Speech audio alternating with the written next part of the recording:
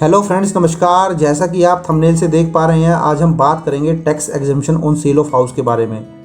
जब भी आप कोई अपना रेजिडेंशियल हाउस सेल करते हैं या फिर रेजिडेंशियल प्लॉट को सेल करते हैं और उसको सेल करने पर अगर आपको कोई प्रॉफिट होता है या फिर आप कह सकते हैं आपको कैपिटल गेन होता है, तो आप भी चाहेंगे कि इनकम टैक्स के अंदर कुछ ऐसी टैक्स प्लानिंग हो कि आपको उस कैपिटल गेन के ऊपर किसी भी तरीके का कैपिटल गेन टैक्स ना पे करना पड़े। तो आज इस वीडियो के अंदर मैं वही सेक्शन डिस्कस आपके साथ करूंगा जहां पर आप अपना रेजिडेंशियल हाउस या प्लॉट सेल करने के बाद जो कैपिटल गेन है अगर वो कहीं इन्वेस्ट कर देते हैं उन सेक्शन के अकॉर्डिंग्स, उन सेक्शन के प्रोविजंस के अकॉर्डिंग, तो आपका जो भी कैपिटल गेन होगा जो उसके ऊपर किसी भी तरीके का टैक्स नहीं लगेगा। मीन्स आपका जो पूरा का पूरा कैपिटल गेन है वो एग्जम्प्ट हो जाएगा। वैसे तो उन सेक्शंस के ऊपर मैंने ऑलरेडी डिटेल में सिंगल वीडियो भी बनाए हुए हैं, उन सब वीडियो को भी आप देख सकते हैं। उनका लिंक आपको डिस्क्रिप्शन में मिल जाएगा इंडिविजुअल सेक्शन को अगर आप देखना चाहते हैं, क्योंकि वो डिटेल्ड वीडियो हैं, 20 या 25 मिनट के वीडियो हैं जहां मैंने पूरी कैलकुलेशन के साथ आपको समझाने की कोशिश की है। बट स्टिल लोगों को जो है कन्फ्यूजन रहता है कि रेजिडेंशियल हाउस के केस में हम कहाँ इन्वेस्ट कर सकते हैं। तो वो सारे ही सेक्शन जो कि रेजिडेंशियल हाउस से रिलेटेड है मैंने इस वीडियो के अंदर कवर कर लिए हैं और एक कंपैरेटिव आपको मैं दिखा दूंगा, तो आपको ईजी हो जाएगा कि जब भी आप रेजिडेंशियल हाउस सेल करें या प्लॉट सेल करें, रेजिडेंशियल प्लॉट, तो आपको अगर कैपिटल गेन होगा तो आपको किस सेक्शन के अंदर इन्वेस्ट करना है या आप अपने ऑप्शन के अकॉर्डिंग जो है वो चूज़ कर सकते हैं। तो चलिए डिटेल में हम अपनी वीडियो को एक बार देख लेते हैं। तो सबसे पहले तो मैं आपको थोड़ा कैपिटल एसेट के बारे में बता देता हूँ, कैपिटल एसेट की डेफिनेशन क्या होती है। तो कैपिटल एसेट की जो डेफिनेशन है वो बहुत वाइड है, सारी ही तरीके की इसमें जो है एसेट्स आ जाती हैं। आपका कोई शेयर हो सकता है, शेयर मार्केट में आप डील करते हैं, स्टॉक या share, bonds, mutual funds, golds, jewellery, crypto currency, archaeological collections, drawings, paintings, sculptures, कोई work of art, goodwill, patent, copyright, machinery, house, shop, land. अब ये कोई भी एसेट आपकी हो सकती है। इसके अलावा कुछ मुझसे जो मिस हो गई हैं उसके अलावा वो भी इसमें कवर हो जाएंगी।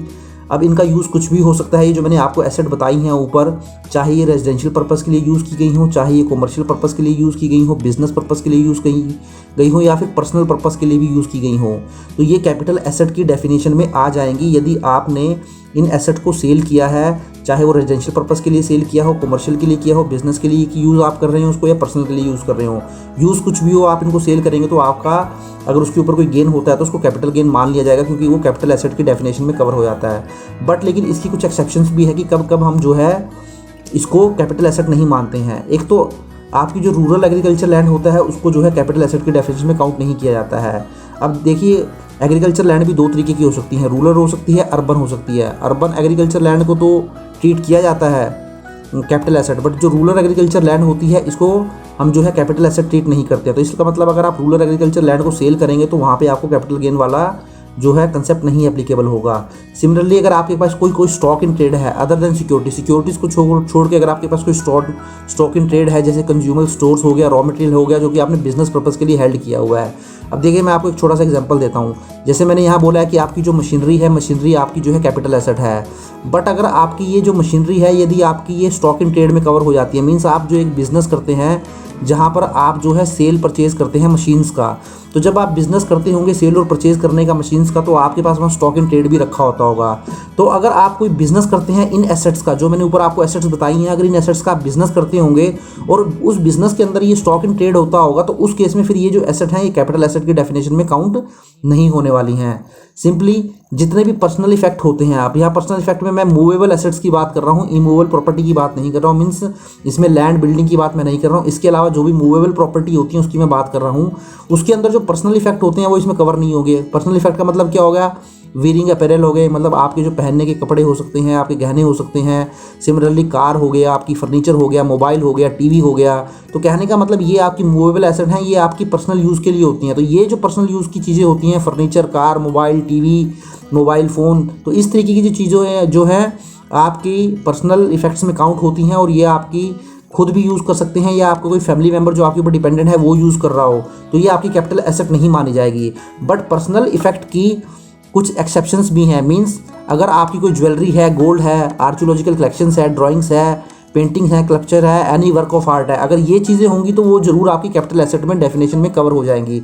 अब इसका रीज़न क्या है? देखिए, जब आपकी कोई कार होता है, फर्नीचर होता है, मोबाइल होता है, टीवी होता है, वो टाइम के साथ क्या है, डेप्रिशिएट होता है, वो अप्रिशिएट नहीं होता है।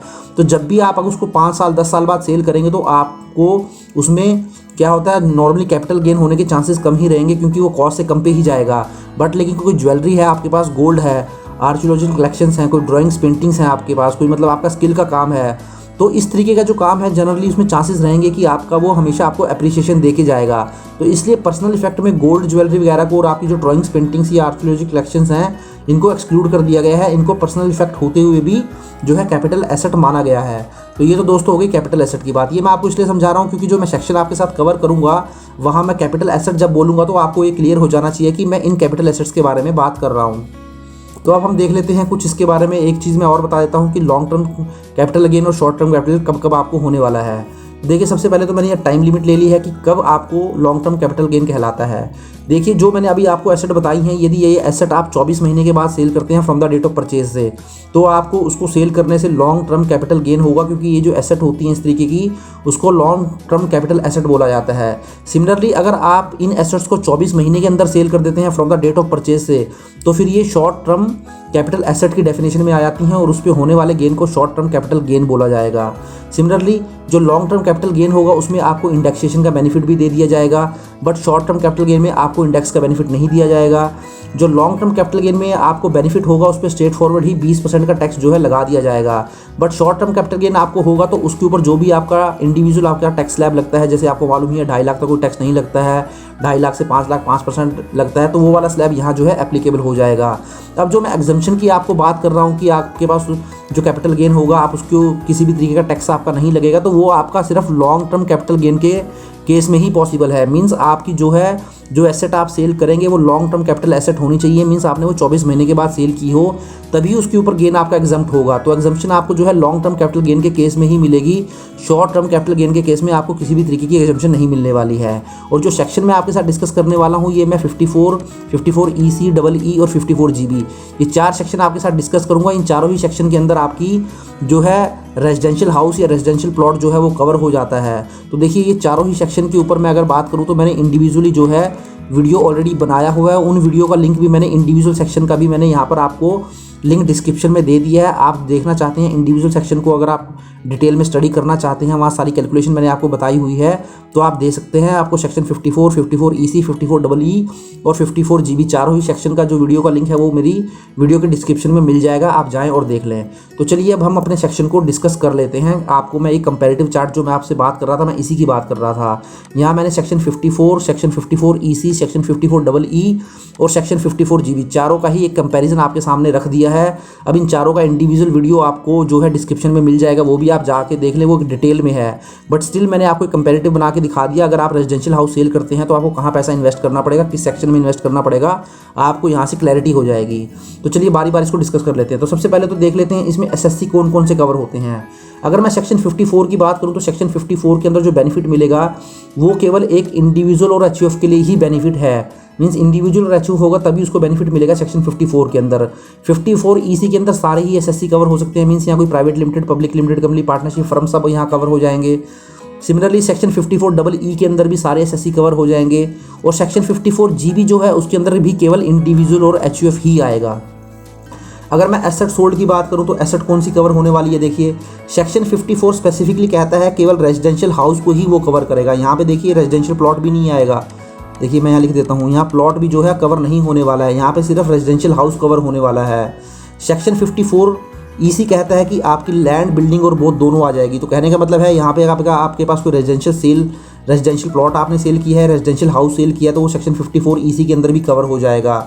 54 E के अंदर आपकी कोई भी कैपिटल एसेट हो सकती है। मींस जो भी कैपिटल एसेट मैंने आपको ऊपर बताई थी वो सारी कैपिटल एसेट यहाँ पे आ जाएंगी। तो सारी आ जाएंगी तो इसका मतलब आपका जो हम बात कर रहे हैं रेजिडेंशियल हाउस की और प्लॉट की, वो भी 54 EE के अंदर कवर हो जाएगा। और सेक्शन 54 GB की बात करूँ तो सेक्शन 54 GB जो है स्पेसिफिकली बात करता है रेजिडेंशियल हाउस की या फिर रेजिडेंशियल प्लॉट की। तो ये चारों ही सेक्शन के अंदर देखिए ये आपके जो रेजिडेंशियल हाउस हैं या जो रेजिडेंशियल प्लॉट हैं वो आपके चारों ही सेक्शन के अंदर कवर हो जाते हैं। लेकिन जो सेक्शन 54 है इसके अंदर सिर्फ रेजिडेंशियल हाउस आएगा, रेजिडेंशियल प्लॉट यहाँ नहीं आएगा। बाकी सारे ही तीनों जो बचे हुए सेक्शन है उसके अंदर रेजिडेंशियल हाउस भी आ जाएगा, रेजिडेंशियल प्लॉट भी आ जाएगा, बट रेजिडेंशियल हाउस आपका चारों ही सेक्शन में आ जाएगा। तो ये तो मेरी हुई एसेट की बात। अब आपको पीरियड ऑफ होल्डिंग क्या होना चाहिए, तो जैसा कि मैंने आपको बताया था इन सेक्शन के अंदर आपको जो बेनिफिट मिलेगा तभी मिलेगा जब आपकी जो है ये लॉन्ग टर्म कैपिटल गेन होगा, means long term capital asset होगी। तो लॉन्ग टर्म कैपिटल एसेट चारों ही सेक्शन के अंदर लॉन्ग टर्म कैपिटल एसेट होनी चाहिए आपकी, जो आप रेजिडेंशियल हाउस सेल करेंगे, रेजिडेंशियल प्लॉट सेल करेंगे, मींस आपने वो जो है 24 महीने के बाद सेल किया हो। और जो कैपिटल गेन इससे होना चाहिए आपको, वो लॉन्ग टर्म कैपिटल गेन होना चाहिए चारों ही सेक्शंस के अंदर, क्योंकि शॉर्ट टर्म कैपिटल गेन होगा तो आपको बेनिफिट मिलने वाला ही नहीं है, वो मैंने आपको ऊपर बता ही दिया था चार्ट में। तो लॉन्ग टर्म कैपिटल गेन होना चाहिए आपको अगर आप ये बेनिफिट लेना चाहते हैं। तो अब देखिए, अब हर एक सेक्शन के अंदर कुछ कंडीशंस दी हुई हैं, वो कंडीशन हम बारी बारी जो है डिस्कस करेंगे। तो सबसे पहली कंडीशन ये है कि आपको कोई नई एसेट परचेज करनी पड़ेगी रेजिडेंशियल हाउस या प्लॉट सेल करके। तो सेक्शन 54 ये कहता है कि अगर आप कोई रेजिडेंशियल हाउस सेल करते हैं तो ये आपके ऊपर एक कंडीशन लगा देता है कि आपको रेजिडेंशियल हाउस सेल करने के बाद इसके बदले में आपको एक रेजिडेंशियल हाउस परचेज करना पड़ेगा, या फिर आप एक रेजिडेंशियल हाउस को बना भी सकते हैं। तो सेक्शन 54 कहता है कि आप एक रेजिडेंशियल हाउस सेल करें पहले, तो जो एसेट सोल्ड होगी वो रेजिडेंशियल हाउस सेल होगा। उसके बाद आपको उसको सेल करने के बाद एक रेजिडेंशियल हाउस खरीदना पड़ेगा या फिर कंस्ट्रक्ट करवाना पड़ेगा। अब सेक्शन 54 EC क्या कहता है? सेक्शन 54 EC ये कहता है कि जब आप कोई लैंड और बिल्डिंग सेल करते हैं, मीन्स रेजिडेंशियल हाउस सेल करते हैं, रेजिडेंशियल प्लॉट सेल करते हैं, तो उसको सेल करने के बाद आपको यहाँ पर भी एक नई एसेट परचेज करनी पड़ेगी। और यहाँ जो नई एसेट परचेज करनी है वो क्या करना है, आपको बॉन्ड परचेज करने हैं NHAI के, means national highway authority of India के आपको बॉन्ड परचेज करने पड़ेंगे, या REC के आपको बॉन्ड परचेज करने पड़ेंगे। सिमिलरली सेक्शन 54E क्या कहता है? सेक्शन 54E कहता है जब आप कोई कैपिटल एसेट सेल करेंगे, तो कोई भी कैपिटल एसेट हो सकती है वो, तो इसमें रेजिडेंशियल हाउस और रेजिडेंशियल प्लॉट यहाँ पर भी कवर हो जाते हैं। तो अगर आपने रेजिडेंशियल हाउस और प्लॉट सेल किया है तो सेक्शन 54EE ये कहता है कि आपको जो पैसा है वो इन्वेस्ट करना पड़ेगा, आपको एक नई एसेट जो परचेज करनी वो करनी पड़ेगी आपको long term specified asset like unit of funds notified by the central government issued before 1 अप्रैल 2019। तो कुछ जो है सेंट्रल गवर्नमेंट के द्वारा नोटिफाई किए गए हैं फंड्स, तो उसमें आपको जो है ये पैसा जो है इन्वेस्ट करना पड़ेगा। और सेक्शन 54G की बात करूँ तो सेक्शन 54G ये कहता है कि जब आप रेजिडेंशियल हाउस या प्लॉट सेल करते हैं तो आपको जो वो पैसा मिलेगा वहाँ से कैपिटल गेन होगा, ये जो पैसा मिलेगा आपको वो इन्वेस्ट करना पड़ेगा equity share of N eligible company. तो एक एलिजिबल कंपनी की इक्विटी शेयर आपको जो है परचेज करने पड़ेंगे। तो वो एलिजिबल कंपनी क्या होती है वो भी मैं आपको नीचे बताऊंगा। तो आपने देख लिया कि जब भी आप कोई हाउस सेल करेंगे तो चारों ही सेक्शन के अंदर एक कंडीशन दी हुई है कि आपको नई एसेट परचेज करनी पड़ेगी। तो चारों ही सेक्शन के अंदर जो एसेट है वो डिफरेंट है। 54 के अंदर रेजिडेंशियल हाउस परचेज करना पड़ेगा, कंस्ट्रक्ट करना पड़ेगा। EC के अंदर आप NHAI के बॉन्ड खरीद सकते हैं। 54EE के अंदर आप यूनिट्स फंड्स खरीद सकते हैं जो नोटिफाइड किए गए हैं सेंट्रल गवर्नमेंट के द्वारा। और 54GB के अंदर आपको क्या करना पड़ेगा, इक्विटी शेयर खरीदने पड़ेंगे एलिजिबल कंपनी के। तो देखिए ये आपको खरीदना पड़ेगा। अब आपको बताया गया इन्वेस्टमेंट बाय SSC। अब जैसे मैंने बोला कि आपको रेजिडेंशियल हाउस खरीदना पड़ेगा या बॉन्ड खरीदने पड़ेंगे, तो आपको यहाँ पे इन्वेस्ट क्या करना है। तो देखिए आपको जो इन्वेस्ट करना है यहाँ पर कैपिटल गेन की अमाउंट इन्वेस्ट करनी है। तो थोड़ा सा मैं इसको देखिए आपको समझा देता हूँ।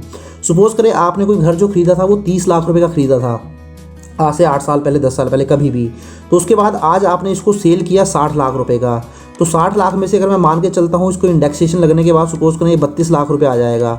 तो आपको जो कैपिटल गेन हुआ है लॉन्ग टर्म कैपिटल गेन, तो वो आपको कैपिटल गेन हुआ है यहाँ पे देखिए 32 और 28 लाख रुपए का आपको कैपिटल गेन हुआ है। तो यहाँ पे ये यही बात कर रहा है कि यहाँ पे जो आपको इन्वेस्टमेंट करनी पड़ेगी ये 28 लाख रुपए की इन्वेस्टमेंट करनी पड़ेगी। मीन्स कैपिटल गेन जो आपको 28 लाख रुपए का हुआ था वो आपको यहाँ पे पूरा का पूरा अमाउंट इन्वेस्ट करना पड़ेगा अगर आप चाहते हैं आपको पूरा का पूरा कैपिटल गेन जो है वो एग्जम्प्ट हो जाए, आपको एक भी रुपया टैक्स ना पे करना पड़े। सिमिलरली सेक्शन 54EC, तो सेक्शन 54EC भी कहता है कि आपको कैपिटल गेन का अमाउंट इन्वेस्ट करना पड़ेगा। तो यहाँ पर भी आपको जो है 28 लाख रुपया इन्वेस्ट करना पड़ेगा, क्योंकि 60 लाख ने आपने सेल किया था, 32 लाख आपकी कॉस्टिंग थी, तो 28 लाख आपका कैपिटल गेन था। सिमिलरली 54E के अंदर भी आपको कैपिटल गेन इन्वेस्ट करना पड़ेगा, तो यहाँ पर भी आपको 28 लाख रुपये जो है इन्वेस्ट करना पड़ेगा। लेकिन 54GB के अंदर कंडीशन थोड़ी डिफरेंट है। 54GB कहता है कि आपको कैपिटल गेन इन्वेस्ट नहीं करना है, आपको नेट कंसिडरेशन इन्वेस्ट करना है। तो नेट कंसिडरेशन का मतलब आपका हो गया 60 लाख रुपया। तो 54G के अंदर आपको ध्यान देने वाली बात है, ये दोस्तों बहुत ही इंपॉर्टेंट बात है। आपको यहाँ पूरा का पूरा एग्जम्पशन अगर आप चाहते हैं तो आपको कैपिटल गेन इन्वेस्ट नहीं करना है। 28 लाख आपको यहाँ पे पूरी सेल की अमाउंट इन्वेस्ट करनी पड़ेगी। मीन्स यहाँ पे आपको जो 60 लाख रुपए में सेल किया था यहाँ पे वो 60 लाख रुपए इन्वेस्ट करना पड़ेगा। अगर आप 60 लाख इन्वेस्ट नहीं करेंगे, इसे कम इन्वेस्टमेंट करेंगे, तो प्रोपोर्शनेटली आपको जितना भी होगा उसका बेनिफिट दे दिया जाएगा। वो भी मैं आपको एक फॉर्मूले में बताऊंगा। तो ये तो बात होगी कि आपको क्या अमाउंट जो है इन्वेस्ट करना है। अब देखिए जो अब ये आप इन्वेस्ट करेंगे इसका कुछ टाइम पीरियड भी दिया होगा होगा कि कितने टाइम के अंदर जो है ये पैसा आपको इन्वेस्ट कर देना है। ऐसा तो नहीं है ना कि आप 10 साल तक इन्वेस्ट ही नहीं करेंगे और आप इनकम टैक्स का बेनिफिट भी चाहते हैं। तो इसके लिए भी जो इनकम टैक्स में कंडीशन रखी गई है, एक टाइम लिमिट रखी गई है कि इस टाइम के अंदर अंदर तो आप इस पैसे को इन्वेस्ट जरूर कर ही दीजिए। तो अगर हम सेक्शन 54 के अंदर बात करें तो ये जो 28 लाख रुपए का कैपिटल गेन था, ये आपको घर परचेज करना था तो घर परचेज का ऑप्शन आपको दिया है। 2 साल के अंदर आप घर परचेज कर सकते हैं, या फिर मैंने यहाँ पे लिखना भूल गया हूँ, आप 1 ईयर बिफोर भी कर सकते हैं। जब आपने ये जो अपना रेजिडेंशियल हाउस सेल किया था उसको सेल करने के 1 साल पहले आप परचेज़ कर सकते हैं, या फिर उसके सेल करने के 2 साल के अंदर अंदर आप घर परचेज़ कर सकते हैं। यदि आप कंस्ट्रक्ट करवाना चाहते हैं तो आप 3 साल के अंदर अंदर भी घर जो है आपको कंस्ट्रक्ट कराना पड़ेगा from the date of sale और ट्रांसफर ऑफ ओल्ड हाउस। तो कहने का मतलब है ये जो 28 लाख रुपए आपको पूरा का पूरा जो है इन्वेस्ट करना पड़ेगा आपको घर परचेज करने के लिए। या तो 2 साल के अंदर घर परचेज कर लीजिए, आप कंस्ट्रक्ट करना चाहते हैं तो 3 साल के अंदर कंस्ट्रक्ट कर लीजिए। सिमिलरली सेक्शन 54 इसी के अंदर जो कैपिटल गेन आपका 28 लाख रुपए था वो आपको इन्वेस्ट करना पड़ेगा बॉन्ड जो है परचेज करने के लिए 6 महीने के अंदर from the date of sale of transfer. तो 6 महीने के अंदर आपको यहाँ पे बॉन्ड खरीदने पड़ेंगे from the date of sale या ट्रांसफर से।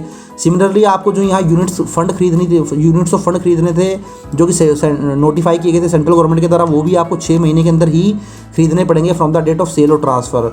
और यहाँ पे जो बताया गया है 54 GB के अंदर आपको जो ये इक्विटी शेयर खरीदने हैं वो खरीदने हैं before the due date of filing income tax return section 139 subsection 1। तो कहने का मतलब नॉर्मली जो रिटर्न फाइल होती है हर साल वो 31 जुलाई को होती है। जैसे अगर मैं 21-22 की बात करूँ तो 21-22 की जो ड्यू डेट थी रिटर्न फाइल करने की 31 जुलाई 2022 थी। तो कहने का मतलब ये है कि आपको 31 जुलाई तक हर साल जो भी होता है असेसमेंट ईयर 31 जुलाई तक आपको अपना जो वो पैसा है वो इन्वेस्ट कर देना है। मीन्स ये जो इक्विटी शेयर है आपको वो खरीद लेने हैं 31 जुलाई तक। तो देखिए ये टाइम पीरियड मैंने आपको बता दिया। 54 के अंदर 2 साल 3 साल हो गया। 54 इसी के अंदर 6 महीने के अंदर आप बॉन्ड खरीद लीजिए from the date of sale of house या प्लॉट। सिमिलरली 54 के अंदर भी 6 महीने का टाइम है और 54 GB के अंदर रिटर्न भरने से पहले 31 जुलाई से पहले आप इसको परचेज कर लीजिए। सिमिलरली यहाँ इन्वेस्टमेंट इसके अलावा किसी और को भी करनी पड़ेगी, किसी भी तरीके की एप्लीकेबिलिटी नहीं है। यहाँ भी कोई एप्लीकेबिलिटी नहीं है, यहाँ भी कोई एप्लीकेबिलिटी नहीं है। बट सेक्शन 54 GB के अंदर देखिए यहाँ पे लगा दी है। यहाँ पे देखिए मैंने सबसे पहले तो आपको यहाँ एलिजिबल कंपनी बता देता हूँ। देखिए मैंने आपको बताया था कि यहाँ जो इक्विटी शेयर लेने पड़ेंगे वो एक एलिजिबल कंपनी के लेने पड़ेंगे। तो एलिजिबल कंपनी का मतलब क्या होता है? एलिजिबल कंपनी का मतलब होता है MSME इन मैन्युफैक्चरिंग सेक्टर।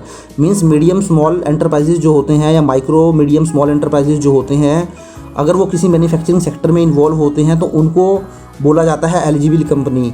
तो ये जो एलिजिबल कंपनी होती हैं नॉर्मली इनको बढ़ावा देने के लिए सरकार ने बोला गया कि आप ऐसी कंपनियों को इक्विटी शेयर परचेज कर लीजिए ताकि इन कंपनी के पास कुछ फंडिंग आ जाए। तो MSME कंपनी होती हैं जो कि मैन्युफैक्चरिंग सेक्टर में अपना काम करती हैं, तो ऐसी कंपनी को एलिजिबल कंपनी माना जाता है नॉर्मली। तो क्या होता है, अब इन कंपनी के ऊपर भी एक कंडीशन लगाई गई है। ठीक है, आपके इक्विटी शेयर तो खरीद लेंगे, जो भी इन्वेस्टर हैं अपना घर सेल करने के बाद आपकी इक्विटी शेयर परचेज कर लेंगे, बट ऐसा नहीं कि ये जो कंपनी खरीदने के बाद उनसे शेयर लेने के बाद उस पैसे को इन्वेस्ट ही ना करें। तो इस कंपनी के ऊपर भी एक फर्दर जो है कंडीशन लगा दी गई है कि ये जो एलिजिबल कंपनी है ये शुड यूटिलाइज कर लेगी fund for purchase of new asset machinery within 1 year from the date of subscription. Means अब इस कंपनी के ऊपर भी एलिजिबल कंपनी के ऊपर भी कंडीशन लगा दी कि आपको जब वो पैसा मिल जाएगा इक्विटी शेयर की फॉर्म में, जो आपको पैसा मिला होगा, तो आपको उस पैसे से 1 साल के अंदर अंदर नई एसेट परचेज़ करनी है। आप कह सकते हैं कोई मशीनरी वगैरह जो है आपको 1 साल के अंदर परचेज़ कर लेनी है from the date of subscription. तो सेक्शन 54 GB के अंदर 2 जगह कंडीशन लगाई गई हैं। एक तो खुद जो रेजिडेंशियल हाउस सेल करता है SSC उसके ऊपर कि वो इक्विटी शेयर एलिजिबल कंपनी के परचेज़ कर ले जो है रिटर्न फाइल करने से पहले, और दूसरा वो एलिजिबल कंपनी के ऊपर भी जवाबदेह बनाया गया है कि वो जो पैसा आपको मिलेगा उस SSC से, उस पैसे से आप 1 साल के अंदर मशीन भी ज़रूर परचेज़ कर लीजिए। तो ये दोनों कंडीशन जो है सेटिस्फाई होनी चाहिए। चलिए अब हम आगे बढ़ते हैं। अब देख लेते हैं कैपिटल गेन अकाउंट स्कीम। अब देखिए दोस्तों, ये कैपिटल गेन अकाउंट स्कीम का फंडा कब आया था, क्या था? अब जैसे मैंने आपको बताया था कि 2 साल या 3 साल के अंदर सेक्शन 54 के अंदर जो है वो रेजिडेंशियल हाउस सेल करने के बाद 2 साल के अंदर एक नया घर जो है परचेज़ कर लेना था या 3 साल के अंदर कंस्ट्रक्ट करवा लेना था। तो अब गवर्नमेंट ने तो 6 महीने का टाइम दिया हुआ है बॉन्ड्स वगैरह के लिए, इन सेक्शन के अंदर 6 महीने का टाइम दिया हुआ है। तो क्या होता है कि हो सकता है कि SSC उस टाइम तक पैसा इन्वेस्ट ना करे, बट जो है 31 जुलाई को तो एवरी ईयर जो है आपको रिटर्न फाइल करनी ही करनी है। अगर ये पैसा इन्वेस्ट नहीं करेंगे तो उस केस में आपको टैक्स पे करना पड़ जाएगा।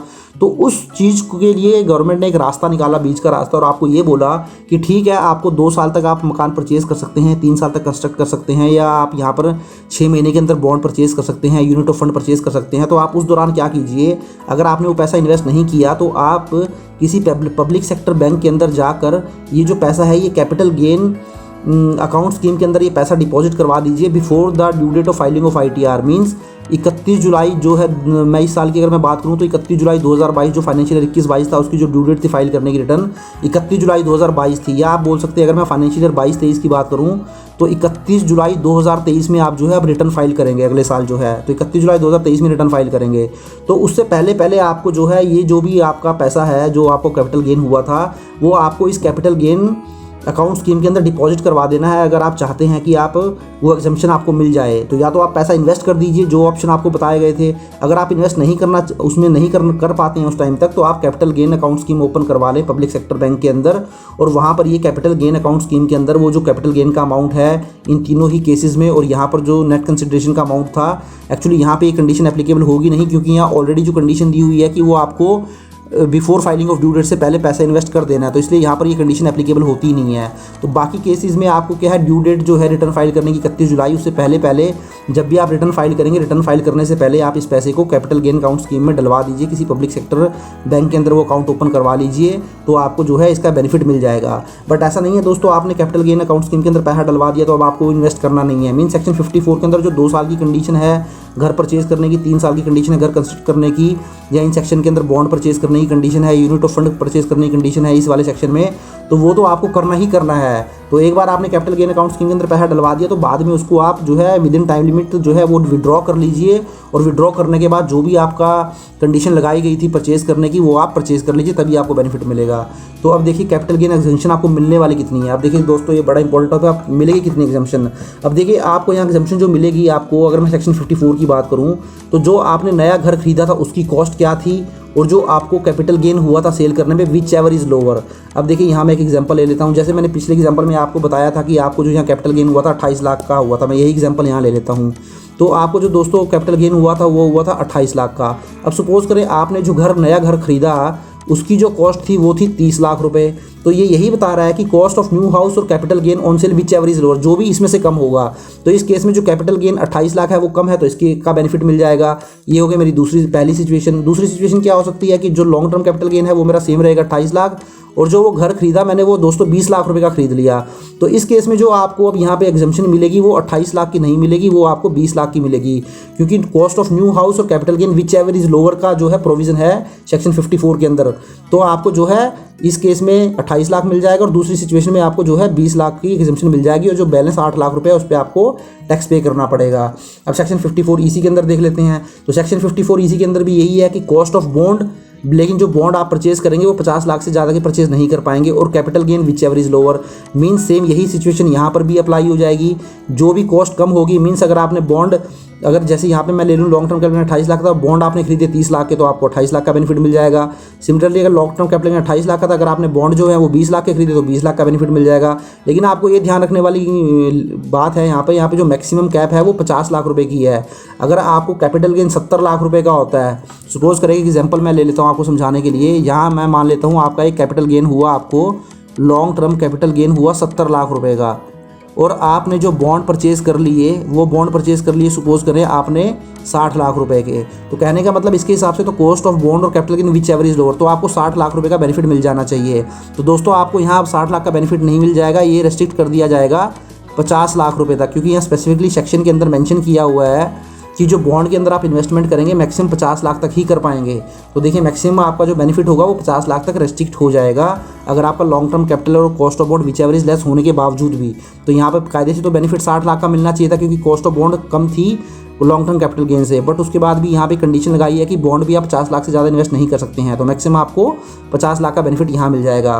तो सेक्शन 54EE के अंदर भी सेम यही कंडीशन रहने वाली है कि आपको जो बेनिफिट मिलेगा वो कॉस्ट ऑफ यूनिट जो आपने खरीदी और capital gain which ever is lower. तो सेम यही वाला केस जो है यहाँ पर भी एप्लीकेबल हो जाएगा। यूनिट की जो होनी चाहिए मैक्सिमम 50 लाख से ज़्यादा की इन्वेस्टमेंट आप यूनिट्स के अंदर नहीं कर सकते हैं। तो यही वाला जो है एग्जांपल सेम यहाँ पर भी एप्लीकेबल हो जाएगा 54EE के अंदर। और फाइनली देख लेते हैं 54GB। 54GB ये कहता है कि जो आपने इक्विटी शेयर परचेज किए थे उसकी कॉस्ट क्या थी और कैपिटल गेन आपको क्या हुआ विच एवर इज लोअर। तो जो भी कम होगा उसका बेनिफिट आपको मिल जाएगा। बट यहाँ एक फॉर्मूला भी मैंने आपको दिया है, ये फॉर्मूला भी मैं आपको समझा दूंगा ये क्या है। ये मैंने आपको ये बताने की कोशिश की है दोस्तों। देखिए यहाँ पे इस सेक्शन के अंदर जो आपके ऊपर कंडीशन लगाई गई थी वो सेल अमाउंट इन्वेस्ट करने की कंडीशन लगाई थी, ना कि कैपिटल गेन। मतलब नेट कंसिडरेशन आपको जो है इन्वेस्ट करना था। तो ये एग्जांपल में मैंने ये बताया आपको। सपोज़ करें आपको जो है लॉन्ग टर्म कैपिटल गेन हो जाता है, सपोज़ करें 30 लाख रुपए का, और आपकी जो कॉस्ट थी, जो आपने शेयर परचेज़ करे हैं उसकी जो कॉस्ट थी आपकी, वो थी आपकी सपोज़ करें 20 लाख रुपए, और आपका जो सेल अमाउंट था जो आपने सेल किया था, मींस आपका जो सेल अमाउंट था जो आपने ये जो रेजिडेंशियल हाउस सेल किया था वो सेल किया था सपोज़ करें आपने 40 लाख रुपए का मैं मान लेता हूँ। तो यहाँ पर आपको जो इन्वेस्ट करना था इस सेक्शन के अंदर जो कंडीशन थी वो सेल अमाउंट आपको इन्वेस्ट करना था। तो कहने का मतलब है अगर आप यहाँ पर अब आपने जो लॉन्ग टर्म आपने जो पैसा इन्वेस्ट किया घर परचेज़ करने के लिए, सॉरी इक्विटी शेयर परचेज़ करने के लिए, वो सिर्फ किया 20 लाख रुपया, तो यहाँ पे जो आपका जो लॉन्ग टर्म कैपिटल गेन होगा वो भी प्रोपोर्शनेटली आपको उसका ही बेनिफिट दिया जाएगा। तो कहने का मतलब है यहाँ पे तो कायदे में जो कम है लॉन्ग टर्म कैपिटल कॉस्ट जो है 20 लाख, तो आपको 20 लाख का बेनिफिट मिलना चाहिए, लेकिन 20 लाख का बेनिफिट आपको नहीं मिलेगा। यहाँ पे आपको जो बेनिफिट मिल जाएगा वो केवल 10 लाख का ही बेनिफिट मिलेगा, क्योंकि आपने जो यहाँ पे इन्वेस्ट किया है अमाउंट वो आपको पूरा का पूरा 40 लाख रुपया इन्वेस्ट करना चाहिए था, बट आपने जो इन्वेस्ट किया है वो केवल 20 लाख किया है। तो यही फॉर्मूले में आप जब फिट करेंगे तो आपकी जो है 10 लाख रुपए का जो है वो कैपिटल गेन निकल के आ जाएगा। इस फॉर्मूले में आप फिट कर लीजिए तो आपको समझ आ जाएगा। मैं आपको करके भी दिखा देता हूँ। जैसे अब कॉस्ट ऑफ इक्विटी थी, अब देखिए कॉस्ट ऑफ इक्विटी क्या थी, 20 लाख रुपया था, कॉस्ट ऑफ इक्विटी थी 20 लाख रुपए, ऑब्लिक नेट कंसिडरेशन, तो नेट कंसिडरेशन मेरा था 40 लाख रुपए का। तो देखिए, और मेरा जो फाइनली क्या था, मेरा जो नेट कैपिटल गेन था, कैपिटल गेन था मेरा दोस्तों 30 लाख रुपए का। तो देखिए जो 4 तो 15 लाख रुपए, सॉरी जो है आपको यहाँ पे 15 लाख रुपए का बेनिफिट जो है यहाँ पर मिल जाएगा। तो आपको जो बेनिफिट मिलेगा यहाँ पर 15 लाख रुपए की आपको एग्जेम्पशन मिल जाएगी। तो ये जो long term capital gain 30 lakh रुपए था, ये 30 लाख में से आपका 15 लाख रुपए जो है लेस हो जाएगा, और 15 लाख के ऊपर आपको कैपिटल गेन टैक्स पे करना पड़ेगा। तो ये जो फॉर्मूला है ये बहुत इंपॉर्टेंट फॉर्मूला है दोस्तों। और इसके अंदर दूसरी बात ध्यान रखने वाली है वो है आपको जो इन्वेस्ट करना है यहाँ पर वो नेट कंसिडरेशन इन्वेस्ट करना है, ना कि कैपिटल गेन अमाउंट का, कैपिटल गेन का अमाउंट इन्वेस्ट करना है। तो आपको सेल की जो वैल्यू है, जो सेल वैल्यू आपने जितने में सेल किया है वो आपको पूरा पैसा यहाँ इन्वेस्ट करना पड़ेगा। तो उसी का ये फॉर्मूला है, आप इस फॉर्मूले को पिक कर लीजिए जैसे मैंने किया है, तो आपको ज़्यादा क्लैरिटी हो जाएगी। तो यहाँ पे आपका वैसे तो लॉन्ग टर्म कैपिटल गेन देखिए दोस्तों 30 लाख रुपए का था, तो कायदे से आपको 30 लाख रुपया जो है एग्जाम्प्ट होना चाहिए था, बट आपको एग्जाम्प्ट अब जो होगा आपको कायदे से 20 लाख रुपये एग्जाम्प्ट होना चाहिए था, क्योंकि 30 लाख का था, कॉस्ट आपकी 20 लाख रुपए की, तो 20 लाख की आपको एग्जाम्पशन मिलनी चाहिए थी। बट आपको एग्जाम्पशन 20 लाख की इसलिए नहीं मिली क्योंकि आपने 40 लाख इन्वेस्ट नहीं किया, तो प्रोपोर्शनेटली आपको जो है 15 लाख की ही फाइनली एग्जाम्पशन मिलेगी। तो अब देखिए, अब एक कंडीशन और लगाई गई है कि आपके ऊपर ये कंडीशन लगाई गई है कि अब आपने जो भी नई इन्वेस्टमेंट की है, मीन्स आपने नया घर परचेज़ किया है इस सेक्शन के अंदर, और इसके अंदर बॉन्ड परचेज़ किया है, यूनिट परचेज़ किया है, तो अब आपको ये अगले कुछ सालों तक होल्ड करके रखना है। कि लॉक इन पीरियड जो है इम्पोज कर दिया गया है। मीन्स अब यहाँ पर जो सेक्शन 54 के अंदर आपने नया घर खरीदा था या कंस्ट्रक्ट करवाया था, अब उसको आप from the date of construct या परचेज से 3 साल से पहले नहीं सेल कर पाएंगे। सिमिलरली आपने यहाँ पे जो बॉन्ड परचेज़ किए थे सेक्शन 54 EC के अंदर, वो बॉन्ड जो है अब आप 5 साल से पहले सेल नहीं कर पाएंगे। सिमिलरली सेक्शन 54 EE के अंदर भी आप जो आपने यूनिट्स ऑफ फंड परचेज़ की थी वो 3 साल से पहले आप जो है सेल नहीं कर पाएंगे। सिमिलरली सेक्शन 54 GB के अंदर भी आपने जो यहाँ कॉस्ट इक्विटी शेयर आपने परचेज़ किए थे एलिजिबल कंपनी के, वो 5 साल से पहले from the date of purchase से 5 साल से पहले आप जो है अब सेल नहीं कर पाएंगे। तो ये लॉक इन पीरियड आपके ऊपर लगा दिया गया है। अब देखिए लास्ट में मैंने बताया है कि क्या होगा अगर आप ये लॉक इन पीरियड से पहले ही सेल कर देते हैं। मीन्स अगर आपने जो यहाँ नया घर खरीदा या कंस्ट्रक्ट कराया वो 3 साल से पहले ही जो सेल कर दिया, तो उस केस में जो सेक्शन 54 के अंदर आपको एग्जम्पशन प्रोवाइड करी गई थी वो विड्रॉल कर ली जाएगी। मीन्स उसके ऊपर आपसे टैक्स वसूल कर लिया जाएगा।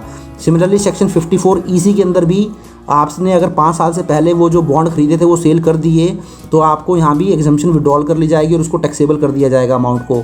सिमिलरली जो यहाँ आपने यूनिट ऑफ फंड खरीदी थी वो भी आपको 3 साल तक होल्ड करनी थी, तो from the date of purchase से अगर आपने 3 साल के अंदर अंदर उसको सेल कर दिया, तो यहाँ पर भी आपको जो है एग्जम्पशन जो कैपिटल गेन की आपको मिली थी वो विड्रॉल कर ली जाएगी। और सिमिलरली जो आपने यहाँ इक्विटी शेयर परचेज़ किए थे, इक्विटी शेयर आपको 5 साल से पहले सेल नहीं करने थे, अगर ये भी यहाँ भी आप उसको 5 साल से पहले सेल कर देते हैं, तो यहाँ पर भी जो आपको कैपिटल गेन हुआ था वो आपसे विड्रॉल कर लिया जाएगा। तो देखिए दोस्तों, सेक्शन 54, 54 EC, 54 EE और 54 GB ये जो कैलकुलेशन है इनको देखना अगर आप चाहते हैं डिटेल में, तो इसके लिए वो जो मैंने आपको स्टार्टिंग में भी बताया था वीडियो का लिंक जो है सेपरेट आप सेक्शन देखना चाहते हैं तो सेपरेट सेक्शन का वीडियो लिंक जो है आपको नीचे डिस्क्रिप्शन में मिल जाएगा, आप देख लीजिए। वहाँ सेपरेटली चारों ही सेक्शन को डिटेल में मैंने समझाया हुआ है और पूरे एग्जाम्पल के साथ समझाया हुआ है। तो वीडियो थोड़ा लंबा हो गया दोस्तों, बट आशा करता हूँ कि आपको वीडियो समझ आया होगा। कंपैरेटिवली मैंने समझाने की आपको कोशिश की है, बट स्टिल अगर आपको लगता है आपके माइंड में इसको लेके कोई डाउट है तो ज़रूर मुझे आप कमेंट कर सकते हैं, मैं कोशिश करूँगा उसका रिप्लाई करने की। तो आशा करता हूँ दोस्तों वीडियो आपको अच्छा लगा होगा। If you like the video please share and subscribe my channel and click on the bell icon, press all, so that you will get all the notification of my upcoming videos. Thank you very much. Have a nice day. Take care.